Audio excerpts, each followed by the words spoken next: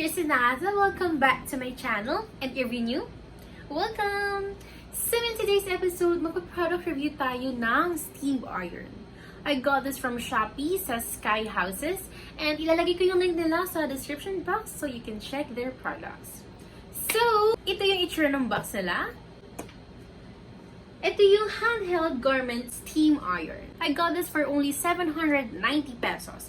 And meron silang 4.8 reviews and 87% shot responses. And top 2 din sila sa mga handheld steam iron. So, check this out. Wala nang paligoy-ligoy pa. Let's get on the video! So, yung garment na gagamitin natin is itong lantern sleeve dress from Shein. So, ihahang lang natin siya dito. There, and pwede na tayo mag-start. Ito yung itsura ng steam iron. Ito yung plug nila. So, kailangan nyo pa dito ng adapter. Meron pa siya ditong sticker kasi kakalabas ko lang sa kanya sa box. Hindi ko pa siya na-try. So, ayan, yung steam plate. And meron din silang kasamang lint brush para sa mga himulmol. Like, i-steam mo siya para matanggal din yung himulmol kapag ini-steam mo, diba? Parang 2-in-1. Yung ditong part is ito. Itong water tank. Yan. Tinanggal ko lang siya kasi mag-start na tayo. Then, ito yung button. And malalaman mo kung on na dito kasi meron dito silang index light. So, kapag umilaw ito, ibig sabihin, naka-plug pa siya. Itong part is, dito natin nalagay yung water. Ito yung cup of water tank. Water outlet. Kung saan isi-shoot natin dito. So, para pag nag-on siya, maglalabas siya ng moisture, papunta sa fabric, and voila! And dahil prepared tayo, meron akong water sa side. Meron siyang ganito, parang measuring cup. Nakalagay dito yung max 55 ml. So, dito muna natin siya ilalagay. As you can see, napakaliit lang butas dito. Magkakalat tayo ng sobra-sobra kapag walang ganito.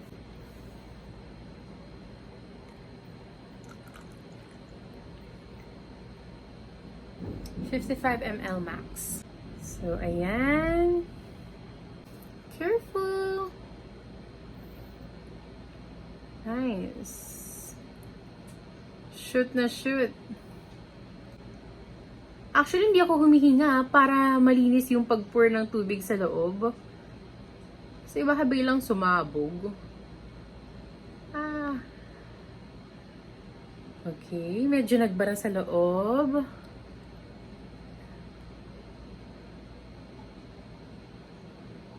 There.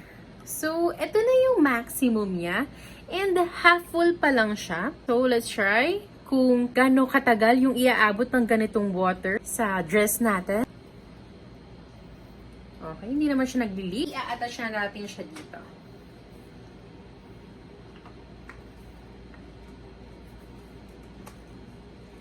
There. So, dahil hindi naman natin kailangan ng lint brush, tatanggalin ko na lang siya. Steam lang ang ating gagamitin. So, let's try. Ouch! Oh! Init! Yun. Ready na. Okay. Warm up muna natin para tuloy-tuloy. Okay. Wala namang orb na lumalabas. Yung parang splatter ng water. So, ready na ang ating steam iron. Lagyan natin sa ating dress.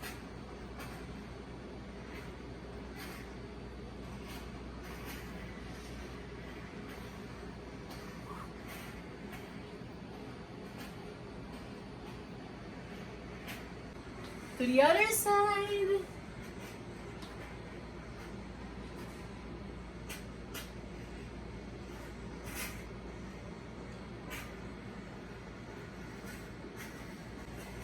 Nag-i-straight naman siya. Natanggal naman yung wrinkles. Kaya lang, ilang beses mo siya idadaan sa fabric.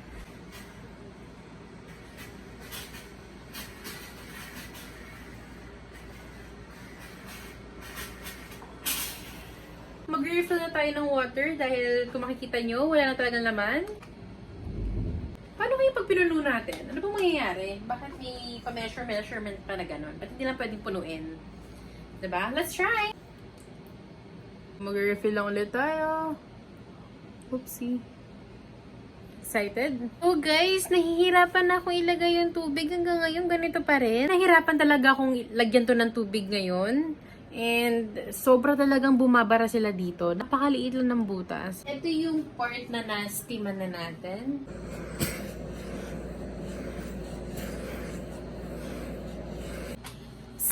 As you can see, puno na agad. Tinuto ko lang siya dun sa opening ng faucet and voila! Ang bilis lang maka-refill. Medyo maikli yung plug niya. Medyo nahihirapan ako iabot yung dito sa side na to.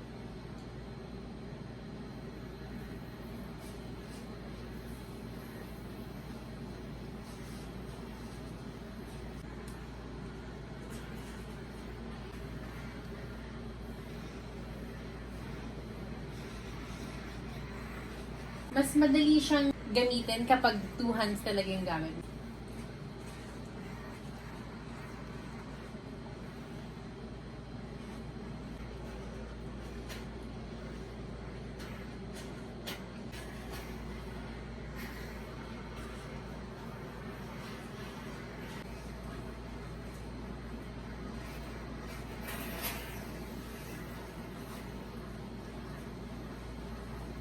Oh, nag-splatter yung water here. Oh! Nabunot! So, ayan nga, medyo maigli siya. Malapit lang yung outlet ko dito and hindi naman siya ganun kalayuan. So, i-flip lang natin yung dress.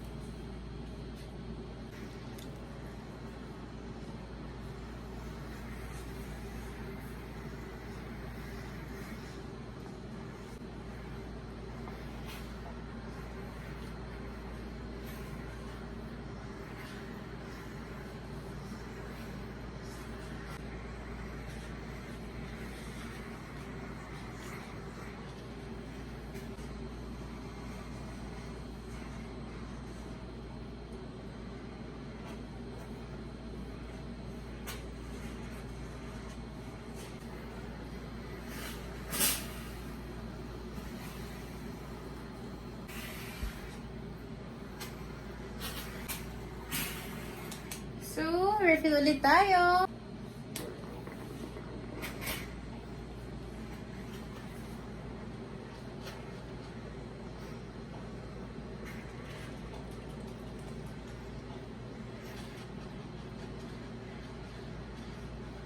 Ito na yung itsura ng dress natin. Diba? Medyo nag-splatter lang yung water dito, pero mga ilang minutes, magiging dry na siya. And ito yung back. And yung sleeves. There.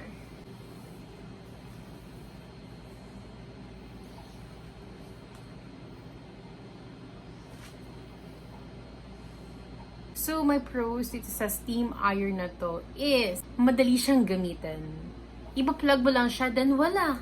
Pwede ka na mag-start. Wala ka nang kailangan i-set up. Second one is travel-friendly siya. Pwede mo siyang ilagay sa bag and you can bring it anywhere you go. Madali siyang bitbitin and madaling gamitin. Lightweight din siya dahil naaangat siya, diba? Compare naman dun sa ginagamit natin na plancha. Gaya ng meron ako dito sa likod. Naman sa ganito, lumang-luma na siya.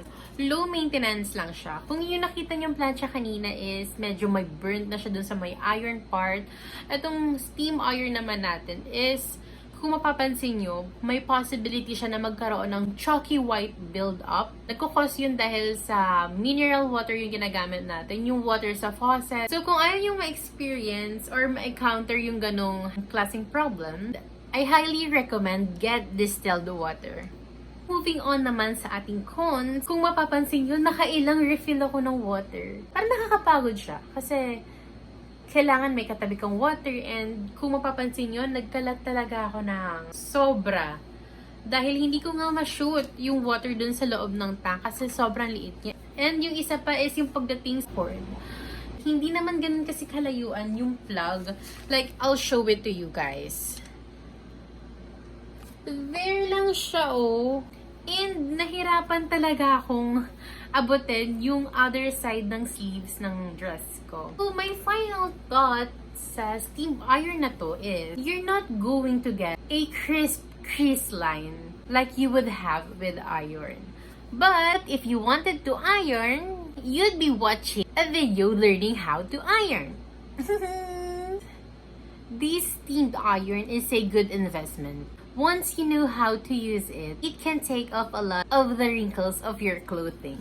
I would still recommend this kahit na medyo natagalan akong mag-refill ng water. Kasi nakahanap naman ako na easy way para ma-refillan yung water. And dito sa product na to, mabilis din siyang uminit. So after using it, kahit naka-plug siya, kung ano, pag naiwan nyo siyang nakabukas, hindi nawawala yung init niya hanggang hindi nyo tinatanggal yung plug. So, be careful guys. Huwag nyo kakalimutang i-unplug itong steamer natin. So, I hope you find this helpful. If you do, don't forget to like and subscribe to my channel. Give this video a thumbs up. And comment down below sa product na gusto nyo makita sa next video ko. So, thank you guys for watching. Bye-bye!